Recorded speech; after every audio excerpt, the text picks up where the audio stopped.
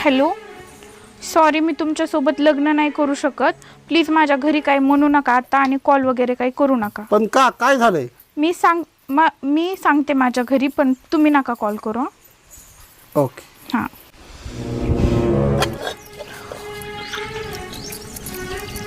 Mamma, का मला त्या काल बघायला आलेल्या पोरासोबत लग्न नाही करायचं. का बरं? त्यांच्याकडे शेती नाही का? अगं मस्त त्यांच्याकडं 200 एकर शेती. पोराला सरकारी नोकरी नाही का? नाही ग, क्लास 1 अधिकारी मोपत्यो. अगं मग तुला प्रॉब्लेम काय आहे नेमका?